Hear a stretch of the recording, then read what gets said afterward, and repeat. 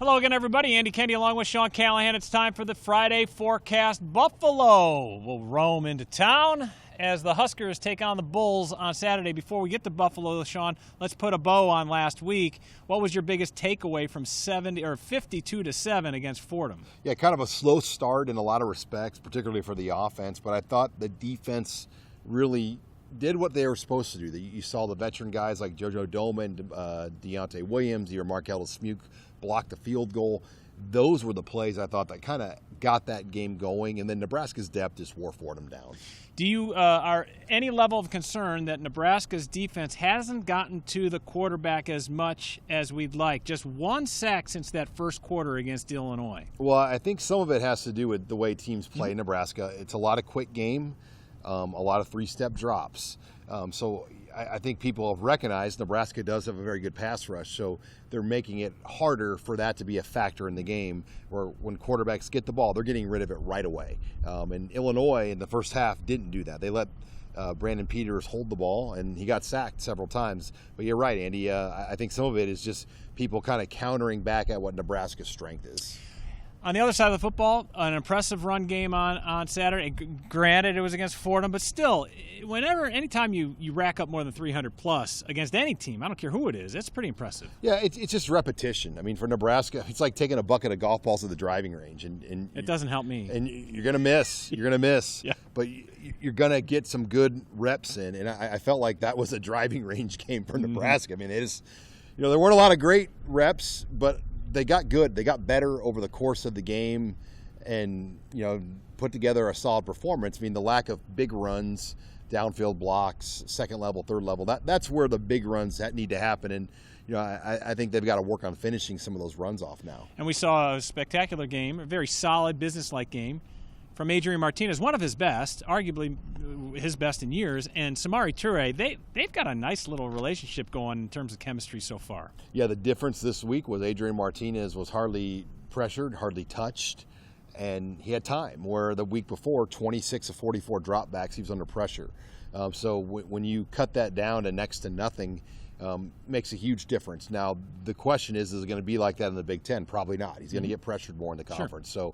So hopefully everybody gains from this performance, because they're not going to be like this very often. Let's talk about Buffalo. They're coming in after another blowout win. Nebraska blew out Fordham. Buffalo blew out Wagner. What do we know about the Bulls? Well, the Bulls had a tough offseason. I mean, their coaching staff, the entire staff went to Kansas. Lance Leipold, the guy that obviously has a lot of pretty Nebraska late, guys, right? And late in the game. After the spring game. Yeah. They 2 or 3 days after spring practice ended, he was announced as the coach.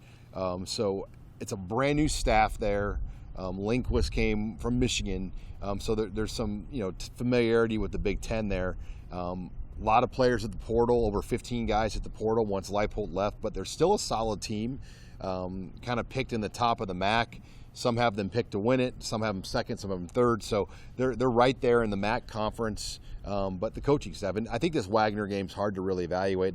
Wagner's 1-13 over the last 2 seasons. Mm-hmm. They were 1-11 in 2019 and 0-2 in the spring. And tough to get a gauge on them, because they got out to the early lead and kind of coasted out. What did they show? Not much. Scott Frost, you probably only saw about 5 to 15 quality snaps of what they truly want to do en route to a 69-7 win, right? Yeah, that's the challenge. I mean, at least there's film, though. I mean, this is a first coaching staff, but what could Lindquist really change without having a spring? I'm guessing they almost have to treat this like year 0 for them instead of year 1, because they really didn't have much time with this team at Buffalo, and coming in for a 2:30 game. They're going to be tough. I think you can argue this might be the best team Nebraska's played at this point, even better than Illinois in some areas. Yeah, defensively, Taylor Riggins is their guy that leads a pretty stingy defensive line, right? Yeah, they've got good line play. That's one thing Leipold did there before he went to Kansas, was he recruited really good line of scrimmage play on both offense and defense, and really good running backs. Mm-hmm. And I want to, before we put a bow on this, I want to ask you your recollections, your thoughts about playing on 9/11. This is the 20th anniversary. The Huskers will be wearing special uniforms. They're going to be wearing white at home for the first time in the modern era. It will be an emotional day because I know so many Husker fans remember what happened 20 years ago, not just nationally, but also what happened when the country kind of got back on its feet, and Memorial Stadium was really one of the key points in getting sports back in the lexicon of the day-to-day behaviors. Yeah, I'll never forget 9/11, the Tuesday press conference. They canceled it that week, and Nebraska was going to play Rice, and it just happened to work out that Nebraska and Rice had a bye week. So the next week, they just moved the game up to Thursday. And the Nebraska versus Rice game was the first true sporting event after 9/11, about 9 days after 9/11, 10 days after 9/11 happened. And, it was a 6 o'clock kick, which I remember at that time for people from Omaha to get down here, is this place going to be full? On a Thursday, on a Thursday night, 6 o'clock, and the place was full.